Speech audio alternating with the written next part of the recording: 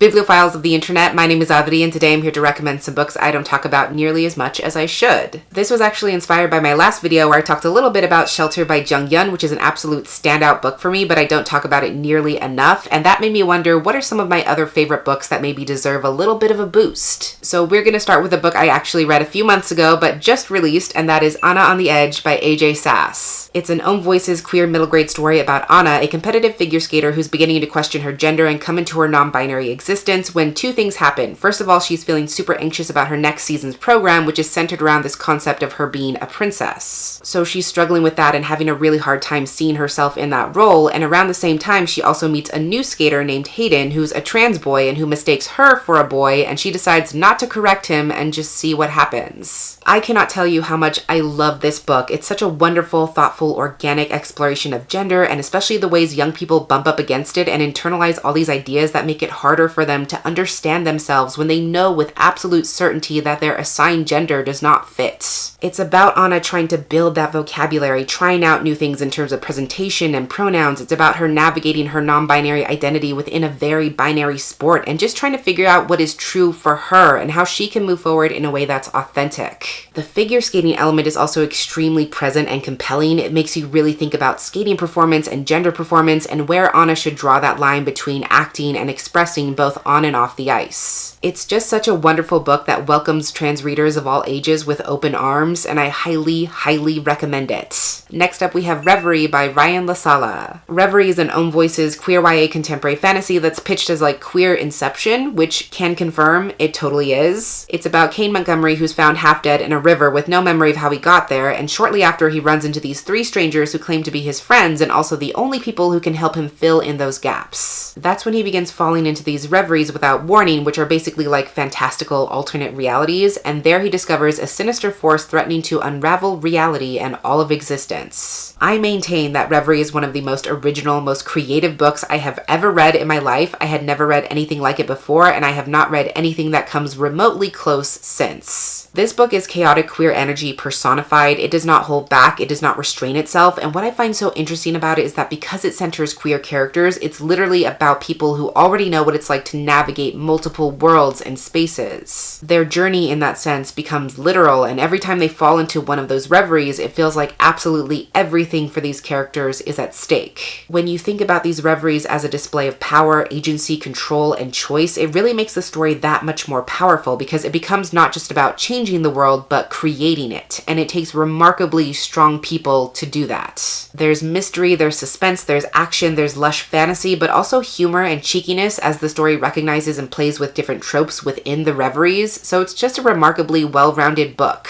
Next, I want to talk about The Air You Breathe by Francis de Pontes Peebles. This is Own Voices queer Latinx historical fiction set in 1930s Brazil about Graça, the spoiled rich daughter of a sugar baron, and Dores, who actually works on Graça's father's plantation, in the kitchens. The two of them become friends, really bonding over their shared love of music because they both want to become famous chambistas. Dores turns out to be a gifted composer, and Graça has a beautiful singing voice. They travel together to Rio de Janeiro to try and make their fortune, and they become both partners and rivals as they reach varying degrees of success. I think about this book all the time because Graça and Doris' relationship absolutely fucks me the fuck up. It is so nuanced and dynamic because the story really explores how you can love someone in so many different ways, all the ways they can see you and also fail to see you, and also the way selfishness and resentment can rot even the strongest relationship from the inside out. Especially considering how the story is set in the 1930s when it was very hard for Latinx women to find lasting success in the entertainment industry, it really makes you think about how the necessity of hardening yourself and being competitive is sort of built into it, and obviously that can take a toll on any relationship.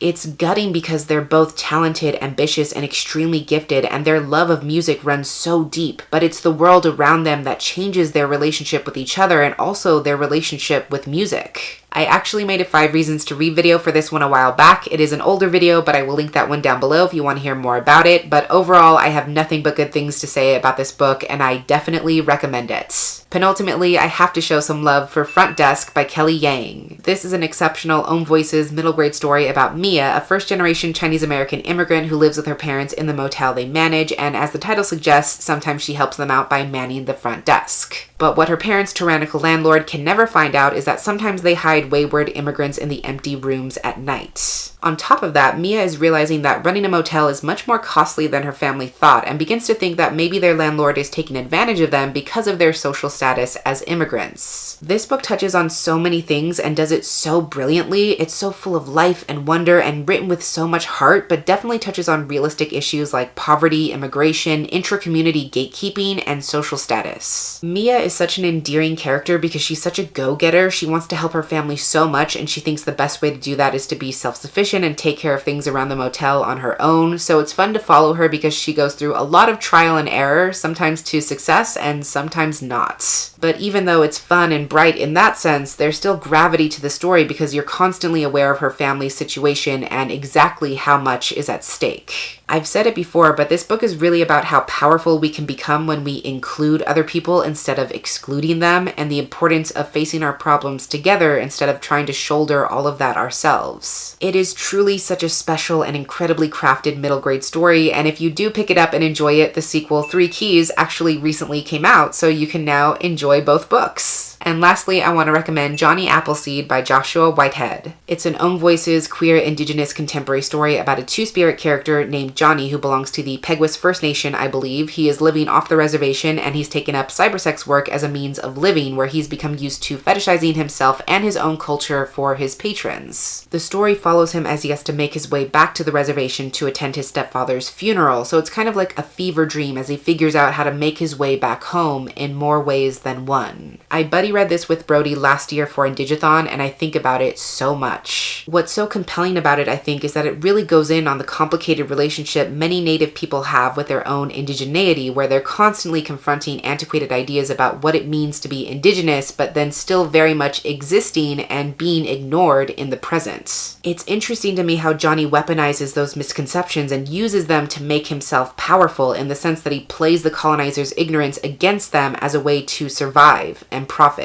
And cybersex work is also a way for him to rebel and break out of those masculine roles he was forced to take on growing up, even though he's two-spirit, and as a way for him to reclaim his bodily agency and his queerness. So it's powerful that he takes on that work at first to deflect his past, but it's also the very thing that ushers him home and reminds him of who he really is. It's just a really emotional, beautiful exploration of how sometimes we have to stray far away from ourselves in order to find our way back and realize what is true about ourselves and what really matters, and it's just so good. I highly recommend all of Joshua Whitehead's books. So there you have it. Those are just a few books that deserve your love and attention, as well as my own. In the comments below, feel free to let me know about a book that you think deserves more love, and if you enjoyed this video and want me to make it into a kind of series, let me know what you think. But that's everything I had to recommend for you today. Until next time, educate yourself, be kind to yourself, take care of yourself, and I will catch you on the flip side of the page.